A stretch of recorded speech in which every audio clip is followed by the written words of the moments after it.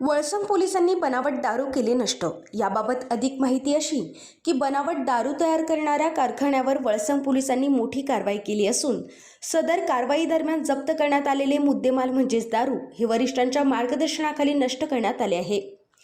दरम्यान ही कारवाई माननीय पोलीस अधीक्षक अतुल कुलकर्णी, अप्पर पोलीस अधीक्षक यावलकर, एसडीपीओ यामावर यांच्या मार्गदर्शनाखाली पार पडली असून एक्साइज पोलीस इन्स्पेक्टर अविनाश घाटे यांनी 2 पंचासमक्ष सदर गुन्ह्यातील मुद्देमाल नष्ट केले।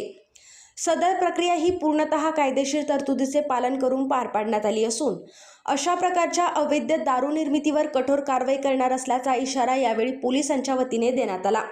दरम्यान सदरची यशस्वी कामगिरी वळसंग पोलीस ठाण्याचे सहाय्यक पोलीस निरीक्षक राहुल डोंगरे, मुद्देमाल कारकून महिला हवालदार अनिसा पटेल, पोलीस हवालदार अशोक पाटील, पोलीस हवालदार श्रीशैल माळी, पोलीस हवालदार Santosh Chavan, police constable Ambadas Dudhbhate, police हवालदार रामदास मालचे तसेच पोलीस कॉन्स्टेबल प्रसाद मांढरे यांनी केली असून या कारवाईमुळे वळसंग पोलिसांचे सर्वत्र कौतुक होताना दिसत आहे।